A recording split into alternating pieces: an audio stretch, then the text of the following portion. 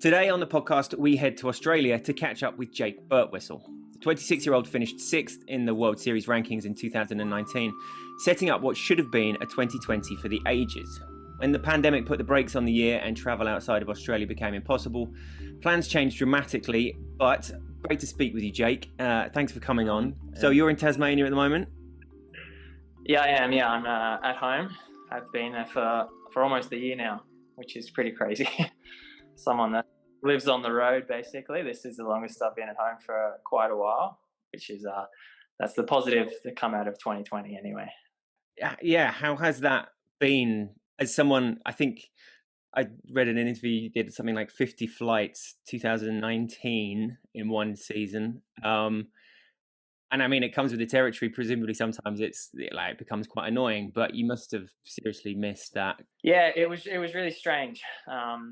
I know I'd kind of started off the year going well with the flights already. I was over in Europe at the time, so for January through till March, basically, and then eventually kind of just decided to make the call and come home, which ended up being the right decision. But yeah, it was definitely a strange year, and it was tough to be away from racing, and it was especially tough to be at home training without my training partners and those guys to kind of help push you along when the going gets tough in training. It was quite a mentally challenging winter to get through as well, which definitely took its toll.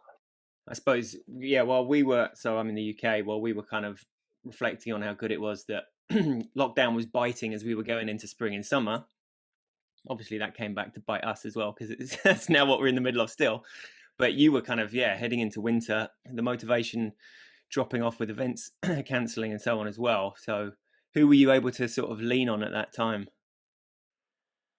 I guess the important thing for me was just to, realise that there wasn't going to be events for me in the short term. So to be able to kind of take confidence from that made it a bit easier to not put so much pressure on myself, I suppose, for the training.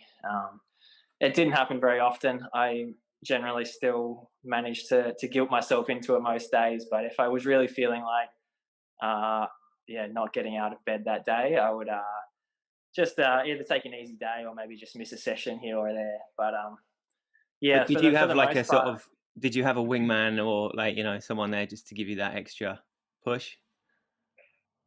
Not too much. I do, when I'm home in Tasmania, I do probably 90% of my training by myself. Right. Which is, it's not a huge triathlon scene here. So just for logistic reasons, it's easier to organise a day for me to kind of get in 3 different sessions. It's hard to link up with some local riders and some local runners and things. So mainly for that reason, I find it easier just to do my own thing, and then I don't have to kind of compromise on my training plan. So yeah, because of that, I do most of my stuff by myself. So I kind of just had me and my thoughts for most of the winter. And has that meant, like, in some ways kind of enjoyed being able to just focus on different bits that have you found yourself doing completely different stuff in training, probably like adapting the stuff that Joel, presumably there's blocks that are like essential, the minimum that you want to be doing, but then have you been tacking on other stuff just to keep it fresh?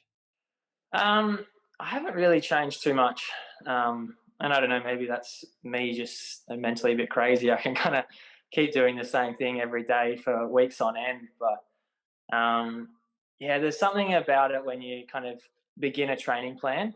Obviously, you're unfit at the start, and I'm kind of going through it now after taking my end of season break in November. I'm still building up, but there's something really satisfying about kind of doing the same thing every week, every day each week, and feeling yourself get better and go further and add time onto it. So there's something about that I really enjoy. So kind of once I started following that routine again, I was really enjoying, I guess, my time training on the roads that I kind of grew up riding and running on, just spending some time at home. So as far as we're obviously start of February now, compare it to a normal start of February, you're picking it up as you normally would, right? It's kind of ticking up, but somewhat behind the curve that you would normally be at, or are you trying to approach this like a sort of normal season, really? Yeah, so and that was a lot of I guess to do with the planning of 2020. Even though I didn't have a single race for the whole 12 months, I finished my season the same weekend as my last race normally is. So I did like a time trial by myself, a swim in the pool, a bike with some friends, and then a run with my dad on the bike pushing the pace.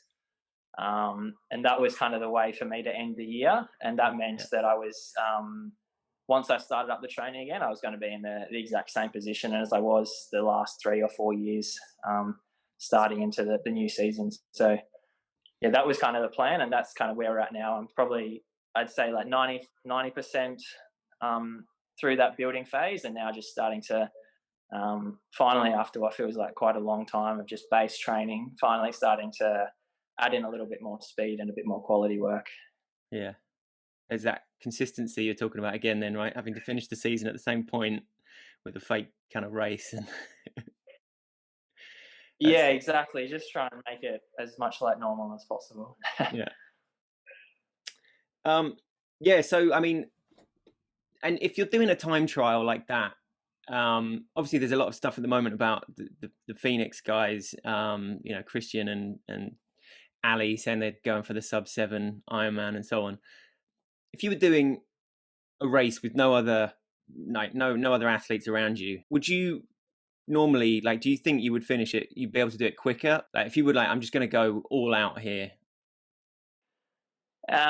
Yeah, I mean, for sure it would be slower in terms of an ITU event just purely because of the bike.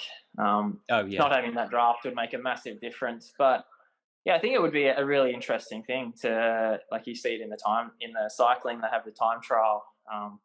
To maybe one year we'll add that into the World Series. That would be something pretty interesting to see, I think, who would kind of take the race tactics out of it, and just whoever's the strongest on the day would be really interesting to see. Yeah. Yeah, I mean, there's, what is it, like 40 minutes that they've got to chip away from the from Jan's sort of current world record, right? That's a fairly big ask. But I was just wondering if that was just your target and you were kind of forgetting about like the general race tactics, would that make it a little bit easier or a lot harder? But like you said, the drafting thing. Yeah, I think that's going to be a massive difference. And yeah, like I think for them it's still a massive ask. They've got a lot of time to catch up, but they're two great athletes, and I think it's all going to be kind of set up for success. So as a Phoenix member, I'll be watching on with a lot of interest and hope they can do it. So you're part of the Phoenix setup as well. So what is that like in essence? Yeah, so I'm one of the members of the Phoenix team. And basically, it started off just in triathlon, and it will eventually kind of broaden out into other sports as well. But essentially, we're just kind of there to tell a story of each person in that group, and hope that along the way we can inspire the next generation of athletes. So it's all about, I guess, for us, we've kind of all started sport from a young age, and it's kind of given this opened a lot of doors and given us a lot of opportunities to just see the world and go off to these events. So to kind of try and encourage as many people as possible to take those opportunities when you're young and get involved in sports, Yeah. and have a healthier lifestyle, and who knows, it could lead you to be a world champion like Vince and Katie, who are both other members of the team. Yeah. So does that involve you doing some grassroots stuff in Australia as well? Is that kind of, is that long term, or are you doing that already?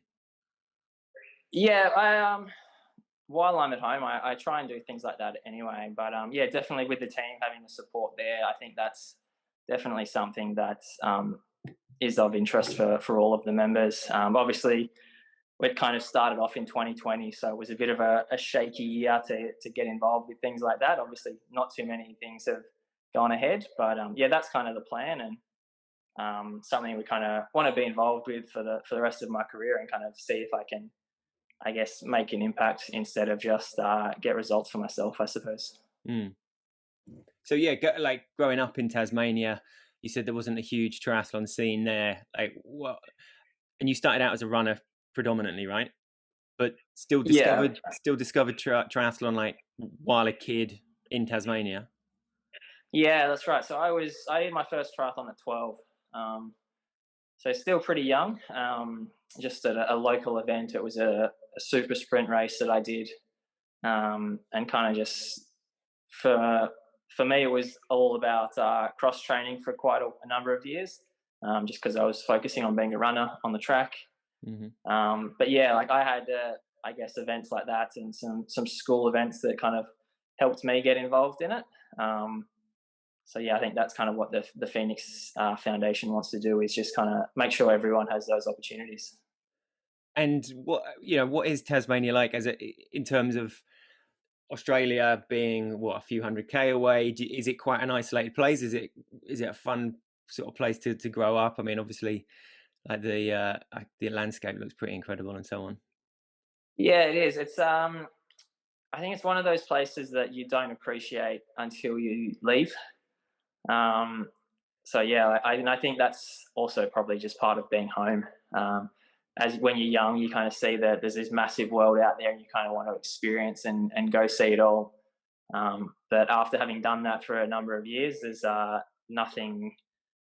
Yeah, there's nowhere else I'd rather be, I guess, than here at the moment. So yeah, the sporting world in Tasmania is I guess small in comparison to other areas of the country, but we punch above our weight. I think we have a lot of really great athletes that are from down here, um, and yeah, I don't know. I think they say that we have some pretty rough weather, I guess, compared to some other parts of Australia, which like you'd say doesn't really have a winter. Um, we have a winter down here, and I think that's makes us a bit tougher.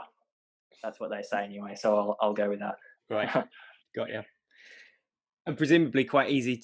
Like, I mean, Australia, New Zealand have been able to lock down pretty well, but Tasmania as an island, has there been like restricted travel to the mainland or? Yeah, so we still, yeah, between all the states in Australia, all borders were pretty well closed for, yeah, maybe 6 months. Um, but yeah, so we're definitely lucky being in Australia, obviously an island, and then kind of being further separated from that down here in Tassie. We've been really fortunate to not feel the effects of COVID too seriously. Early on, through probably March, May last year, we that was probably our strictest time in terms of lockdowns and things like that. But yeah, thankfully we were able to get on top of it pretty well, and have been kind of living a normal life, which has been really nice since then. So it was sort of May time that it became obvious that the season was like there was going to be no chance of traveling to Europe for any of the races. Was that the deal? Yeah, it was something I'd kept in the back of my mind still. I was positive that there was going to be events on, um, and I guess when you're training 25 hours a week, you want something to work towards, whether it's something realistic or not. So there was a long time there where I probably knew that I wouldn't be traveling that year. I was still preparing to race for Hamburg. That was kind of my goal. So I was in that building phase that I kind of mentioned before of getting ready to race for that event. But obviously, as it got a bit closer, it became pretty clear I wouldn't be able to travel, and I was going to be just based in Tassie for the year. It was tough to kind of watch, but I think yeah, you have to kind of do what you can do in a year like that. So yeah, unfortunately, I guess we were really lucky down here that we haven't felt the effects of COVID too much, but at the same time, it also is been quite a challenge for us to get anywhere. So Hmm. yeah, I guess depends which option you rather pick, but yeah, hoping for a bit more smooth sailing this year, and hopefully I can get away for some races. Yeah, I was talking to Hayden last weekend, and he was saying that there was like talk about the possibility of a sport corridor opening up between Australia and New Zealand for a few series. That would be quite a good way to fire up that little rivalry, wouldn't it? Yeah, that'd be great. And it's still something we're hopeful for the next over the next few months. There's going to be a few races in Australia that are kind of penciled in for Oceania Championships. So obviously that's pending if the New Zealand athletes can get here or not. But yeah, it'd be amazing if they can kind of come across, because I know they've been in a really similar boat this past 12 months of basically being locked down in their country and not being able to really move. So it'd be great if we can kind of open up between the two of us and get cracking on some races. Yeah. Yeah, because I like to do these interviews with a sort of customary look back over some recent results of who I'm talking to. Not necessarily what we can do here, but what was it? Green Beach Triathlon last week or so? Where were you racing? Yeah, that's right. Yeah, the inaugural Greens Beach Triathlon. Right. It was I actually used to spend my summers at Greens Beach, so it was an area I know really well. And basically, because of that, wanted to be involved. And obviously, an opportunity to do a triathlon at the moment isn't something I will shy away from. So No. yeah, did my first race for 15 months, which is Jeez. pretty crazy. But it wasn't anything spectacular, but it was nice to kind of be out there and have a race again, and I guess remember what it feels like. How many people were in the race? I think there was probably around 100. All right. So across like all ages and teams and stuff as well. Yeah. Um, so yeah, it was one of my friends that has been kind of helping me out with a few of my swim sessions. One of the few people that I've kind of joined in to train with over the last 12 months was organising this event. So wanted to do what I could to, I guess, thank him and support his event. And you're really happy to kind of go out there and have a bit of a hit out, and I can, more than anything, I guess, see where the form is at for this early stage in the year. Yeah. Was there a few kind of glances across at you on the start line of people like, hang on, Jake's here, what the hell? Or people like eyeing up Yeah, your well, bike with green eyes? yeah. Well, there's plenty of quality bikes Yeah, around in most local tri scenes anyway. But true. yeah, I was going head to head against one of the teams. That was kind of my goal. I think I got beat by about 5 seconds in the end. But that was cool to have a swimmer, a rider, and a runner to kind of chase as well for the whole race. It meant I wasn't just kind of out the front on my own, which was made it a bit more interesting, I guess. Yeah. And how's it been like with, are you trying out any new kit for this season? Is there a plan? Like, how's it worked with sponsors with such sort of dead time over the last 15 months and so on? Has that all ticked along okay? Your sort of responsibilities and people, obviously needing exposure, right? Yeah, I think things have obviously changed a little bit over the last 12 months. Brands usually get so much out of an event. They've kind of had to, I guess, change the way they think about it. But yeah, I've been really thankful that all my partners have, almost anyway, have continued on after this COVID period, and will be racing again with them in 2021. So yeah, not too much has been changing for me, but I've kind of spent some time trialing some products and some different training methods, I suppose, to kind of, I guess, make the most of such a long period with no racing. Because obviously you never want to be trying anything new on race day. No. I didn't have to worry about race day for quite a while, so it meant I was able to kind of make the most of that as well. Have you had over the years, any game changers, either kit or, diet, or something you've brought into your training, that you can look back and be like, that has definitely like made a huge impact? I don't know. I guess nothing is jumping out at me as an obvious answer to that, but I think since training with Joel and the group I started in 2017, our training plan basically every year is very, very similar.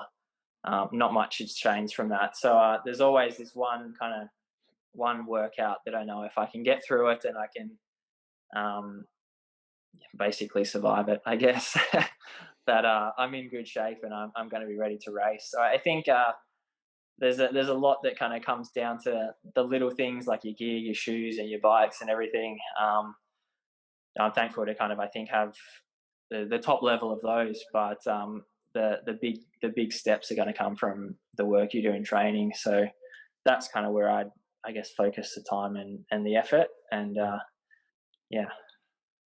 So what is the essence of that workout that you know, if you can just get through that, you are you able to do? Yeah, there's no secret, so I can say it's our 60-minute build run. So yeah, we do like a warm up, and then it's 60 minutes. Every 20 minutes, get quicker.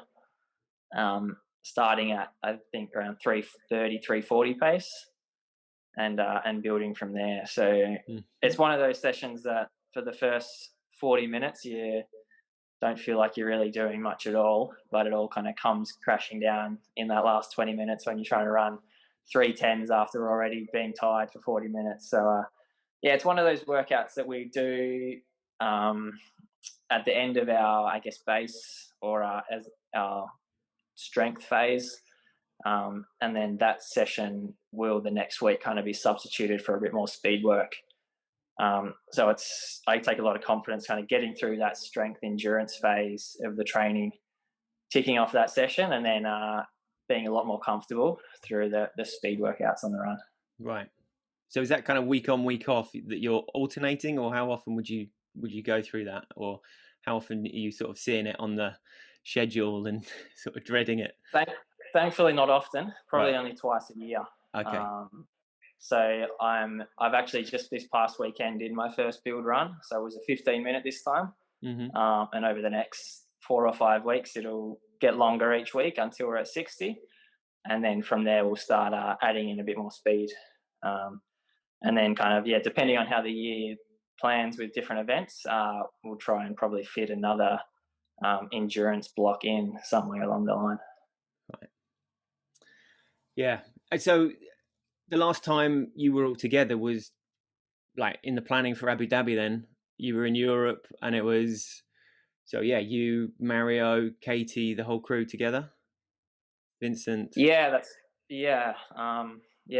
2020 was the last time we were all together as a group,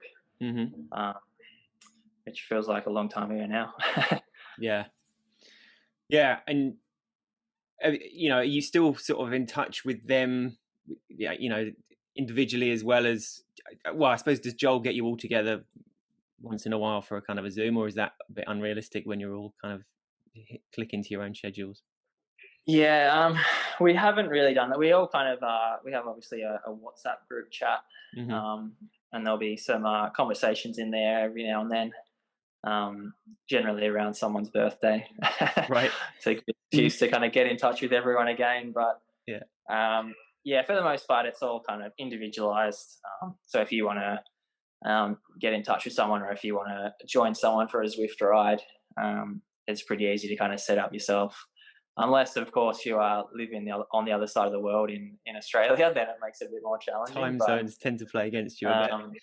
Yeah, it's a little bit. So, but no, it's easy enough to do if needed. Who's most prolific on the WhatsApp group then? Like, who's the one that's always sort of trying to G people up for a bit of gossip? I'd say Aaron Royal. Yeah. He often will share some funny video that he's found. A lot of the time it doesn't even get a response anymore because it happens almost every day, but it's always funny to see something, whatever he's found. And obviously, like, big news this week with Joel being confirmed for Australia team coach, right? Was that something, I mean, obviously, presumably you would have been the first to know about his plans changing and whatever anyway. Great for Team Australia. Yeah, really exciting. I kind of didn't know anything officially until just last week, but I knew that Australia was looking for a new high performance coach, and I'd seen the criteria that they were asking for those to apply.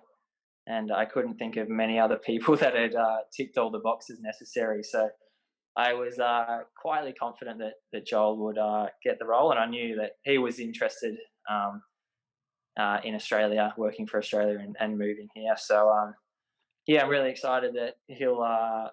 The group will be a bit closer to home for a bit of time throughout the year, which is going to be really nice for me. Yeah. Which So where in Australia will he be based, or is Team Australia based? Is that where Aaron is at the moment? No, I don't think they've set a location yet. So I imagine Launceston? that'll be. I don't. I would love it if it was. I can't see it happening, but yeah, I think most of the Triathlon Australia, like the offices and high performance centre, are in Queensland, and that's, I guess, the hub of triathlon in the country. Mm-hmm. So I expect it will be somewhere around there, but yeah, nothing I don't think is certain at this stage. Yeah. As it isn't, I suppose, with the qualification criteria and stuff for Tokyo, and but what was it? End of last year that it was all kind of confirmed. You got the nod from Australia that, what was pretty much a given anyway. But nice to have your qualification, your spot at the Olympics set in stone. Yeah, and not 100% set in stone at this stage, I think.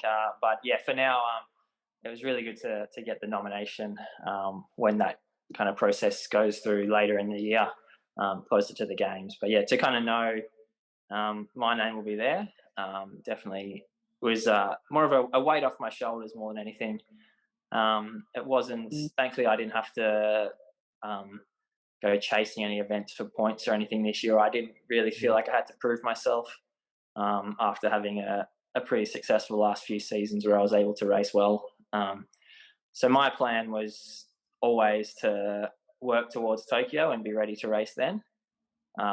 So it doesn't really change anything in terms of the planning or the logistics, but it's still nice to know that I don't, I guess, have to worry about it anymore at all. And then Joel's appointment is a pretty big statement of intent by Australia as well, in terms of, a squad that I suppose is deep with talent, but the other places are still very much up for grabs, right? So perhaps part of the philosophy there is, to really focus the mind of two or three of those, see who he can get the best out of to make up the other two slots, hopefully the mixed relay team, so on. Because it's kind of fluid, right? Who that's going to be. Yeah, at this stage, yeah, there's. I think there'll be another opportunity for a nomination within the next couple of months, and then the final announcement will be made, closer to the games. But yeah, it's hard, and especially not having any actual selection events. I guess it's a tough position for the selectors, and especially when most of us haven't really raced at all, and certainly haven't raced at a World Series level for over a year now. It makes it pretty difficult, and you probably may not get that opportunity before the games as well. So yeah, I'm glad I'm not a selector, I'll say that much. But yeah, I guess having the confidence of Joel being brought in, it's nice as well just to know that I'm in the right position, because I obviously, when I joined, I had to kind of move away from a Triathlon Australia program, which for a long time is something that I guess wasn't encouraged so much. So it's nice to kind of get that acknowledgement that I made the right call back then, and now others, I guess, in Australia will have the opportunity to work with Joel. Yeah. So are there maybe like only a handful of coaches that Team Australia would be happy for you to fly the nest to go to? Otherwise, they might. Yeah. Is that how it kind of works? Yeah, I wouldn't. They certainly weren't unhappy about me leaving to go to Joel, but I think just the system, I guess, how it all works. You kind of go from a junior up to the next level and the next level, and a lot of the time it's that decision almost has been kind of made for you. So to look outside of Australia and the coaching network here is something that's probably not super common. But yeah, that option is always there for athletes that want to take it, but it's, I guess, not as simple as just heading next door to the nearest coach. But yeah, I think it's going to be a pretty smooth transition. Obviously, no one is going to be made to train with Joel or leave their current coach to move. I think Joel will continue his role like he's kind of doing now with the group, and those athletes that would like to join or like to come in and trial things will have that opportunity now. A lot easier, I guess, than what they would have before. And I think, yeah, down the track, the long-term goal, I guess, is to have a really strong Australian group established. But I think, yeah, short-term things probably won't change too much. And probably this close to the Olympics, people don't want to probably be changing too much too soon. But yeah, that opportunity is there for those that want it, I guess. And 5 years ago, it was Ryan Fisher just picked you to selection for Rio, right? But deep down, other than obviously having had the experience and so on, presumably you would have felt that would have been a little bit early for you to kind of really shine. 26 now, that seems like the sort of golden age for I mean, if you look at Jan when he won, and Ali was 24 and 28, right? So you're kind of in that zone. Yeah. Is there a sort of goal? If you were a footballer, I suppose you'd be saying 26 is like the golden age for a footballer.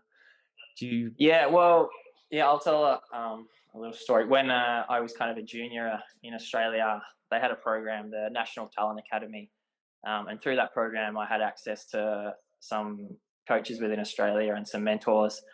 And I remember having a conversation with Peter Robertson, obviously won number of world titles. We were standing downstairs in my house, just kind of at the entranceway, and we were discussing what year was the Olympics for me. And this was probably when I was 16, and Right. and way back then we said 2020 Tokyo Games is the one. So yeah, obviously it would have been amazing to go to Rio and kind of have that experience of I guess the circus of the Olympic Games, they kind of call it, and just kind of know what it's all about. But yeah, the reality was that was probably 12 months too soon for me in my progression. I think the year later, I would have been a lot more confident to get a spot on that team. But yeah, that's, I guess, how it goes. You can't, and it's a good problem to have, I guess, for Australia. That I think I made a podium in 2016 in Hamburg, but wasn't able to make our Olympic team, which I guess just shows the quality of athlete that we have here. But yeah, to kind of, I guess, put that behind me now and have the build up to Tokyo 2021, it's I guess I'm a lot more confident in my ability to race, and I think this is going to be the one. I think Paris, we'll kind of continue the plan on through Paris and then kind of see what happens. But yeah, I think I'm in a good position if we can get back racing and get to the games, that I can make it a good one. Yeah. Yeah. And you had a great Commonwealth Games 2018, and that was your first sort of experience of like a big games, right? In that sense. Did it feel like a very different race? Are there things that you will have taken from the Commonwealth that were kind of unique to that you don't experience in a World Series that will help? Yeah, definitely. Having the Com Games is like a massive, I guess, stepping stone towards the Olympics. It's just as hard to get on the team, and it's in triathlon as well. It's a lot of the top nations are still there, so it's still a really top quality event.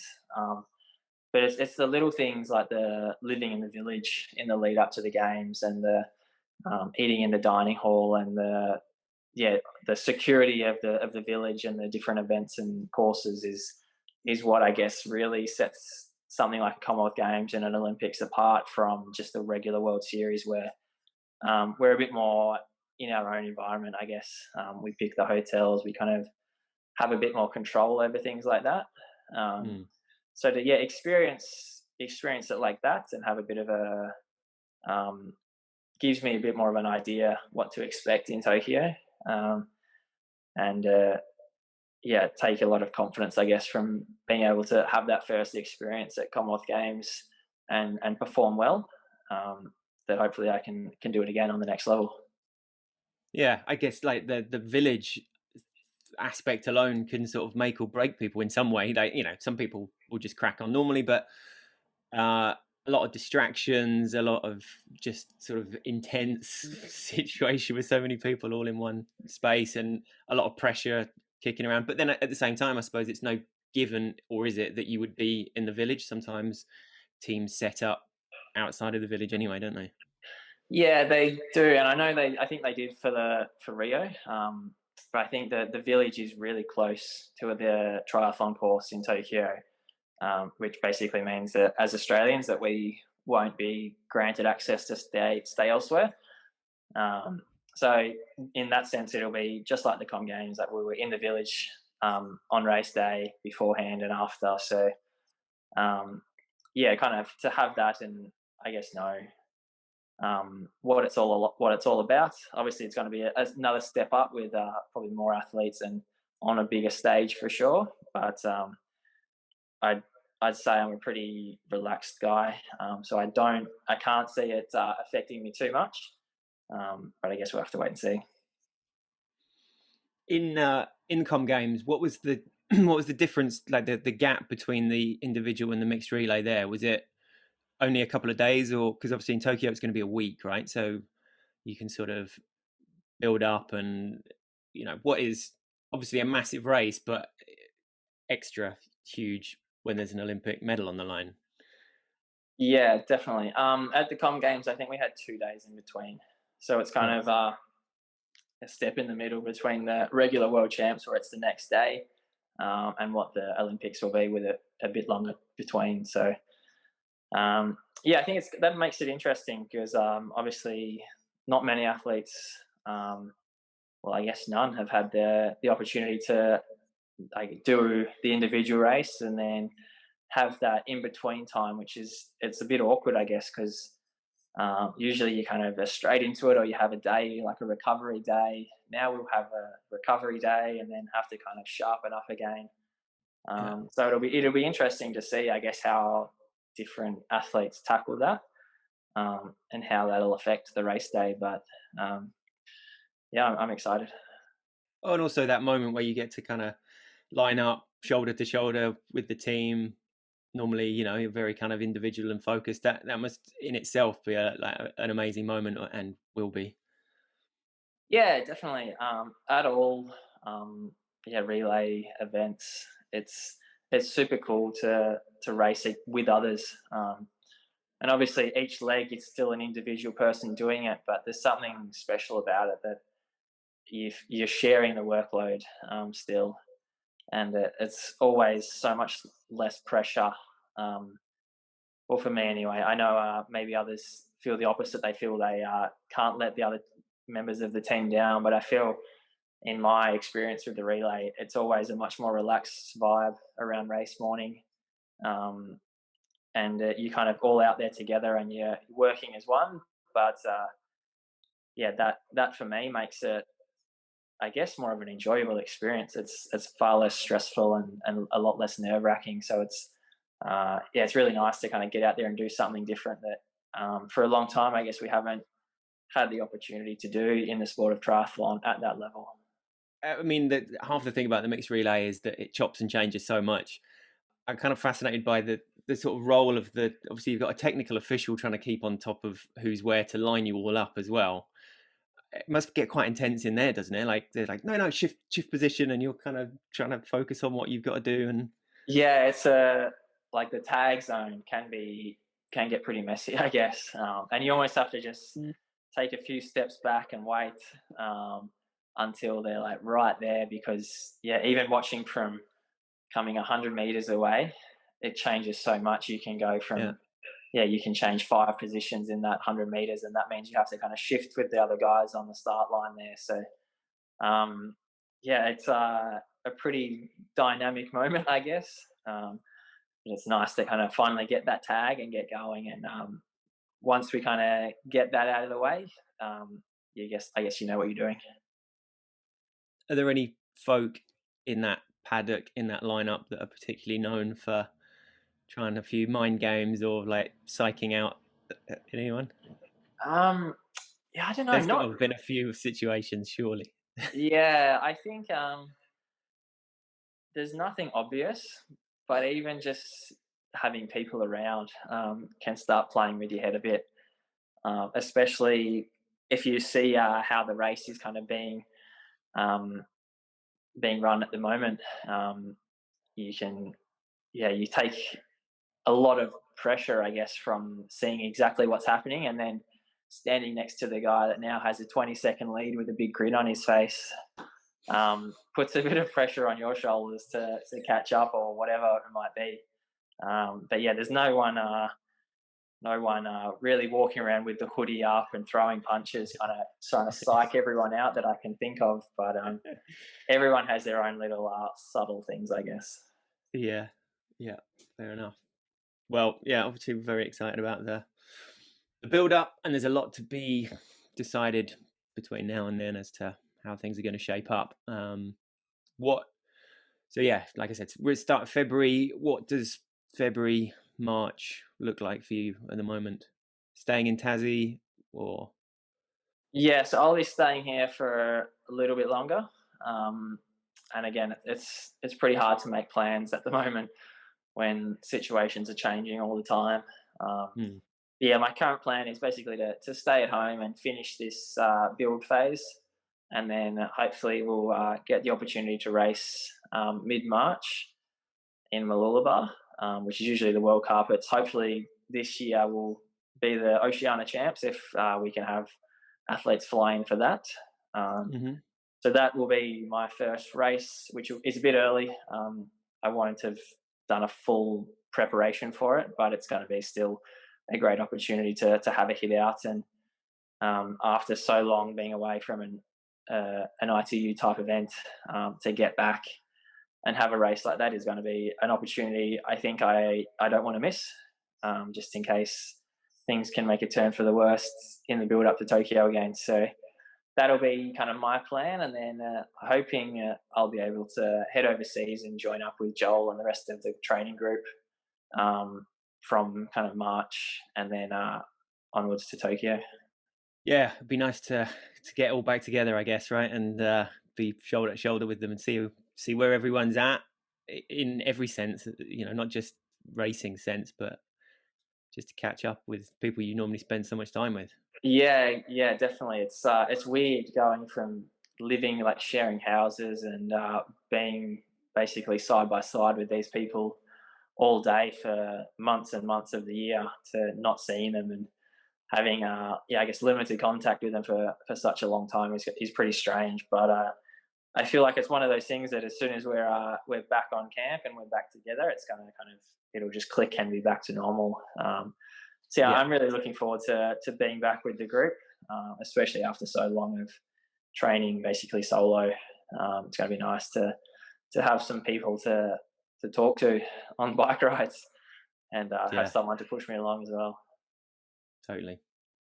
And in that situation, that kind of communal living, from what I've seen, you probably want Vincent making you a cup of coffee. He seems to know his way around a coffee machine. Who do you want on cooking duty? Really, Yeah, like who's got the well, I actually don't drink coffee, so right? I'll So you can forget. I'll scrap that one. That one's um, yeah. I don't know. I don't know who I'd want cooking, um, and I probably even more than a lot of the Europeans kind of buy into that European lifestyle of the 9 o'clock dinners. So usually everyone else is finished up and getting ready for bed before I start cooking. So which it makes it kind of good to when you're sharing a house, sharing a kitchen. I can kind of have that time to do my own Swoop thing. in. So yeah, there's people that kind of link up and do things together. But yeah, it depends, I guess, who you're living with at the time and what the situation is. So yeah. Yeah. And just in the downtime and the head clearing and getting out of triathlon for half an hour, what's your kind of go to? Um, it's I don't know really. It's funny because you spend so much time doing it, and you want to be so ready for the next session. Most of the time, your free time is made up of recovery, which is a Yeah. pretty boring answer. But Well, no, but I mean, but would that include sort of, putting on a cricket match on the telly, or is there another, like, do you follow other sports as well? I mean, as an Australian, yeah, I'm a is bad there? Australian in that sense, I guess. I don't follow too much sport, but I definitely have a few hobbies and things that I'll pick up. Um, Yeah. at the moment, I've got real into making bonsai. So Oh, nice. maybe that's because I haven't been able to go to Japan. We weren't in Tokyo last year, but that's kind of my thing at the moment, which You've I'm been spending channeling your free inner time doing. Mr. Miyagi. Exactly, yeah. Which is funny. Like I'm really not a patient guy. So it's pretty hard for me to wait for this damn little tree to grow a bit. But I guess that's all part of it. I bought my father-in-law one like a couple of Christmases ago. I've never seen any evidence of him ever having done anything with it. I think it was probably like, that's a bit weird, thanks. Yeah. But it's something I've always what is it all about, kind of keeping the root contained so that it can't obviously grow too big, and just constant sort of snipping? Yeah, essentially. And obviously I'm still very, very amateur at it. But Well, yeah, you're going like to you have need, them in. decades of training and Yeah, I'm probably 60 years too young to become any sort of master at it. But yeah, it's something to do. Something that's, I guess, easy on the body as well. I can't have too many hobbies that are too physical, just because I want to be saving myself. And I'm the kind of person that if I went out and was playing basketball or riding a skateboard or something, I'd end up breaking an ankle, and that'd be a tough one to explain to Joel and Triathlon Australia what I did. So yeah. yeah, I'm much more into the lower impact type of hobby, and a lot of the time that's enjoyed on the couch watching something, or yeah, in the garden. Well, imagine the kit you're going to be able to come back from Tokyo with for your bonsai. I mean, Yeah, I can't wait. Can't wait. I'll have a few so upgrades. those boards, the skateboards, pretty much stay on the wall, do they? Yes, they haven't moved. All right. Well, thanks, Jake. It's been great to have you on. Really good to catch up. Yeah, thank you. It's great to have a chat. Thanks to Jake Birtwhistle. Next week, we will dial in with a legend of Australian triathlon, Emma Carney, and hear from her protege, Emma Hogan, a young triathlete with her sights firmly set on an Olympic podium in 2028. Thanks for listening.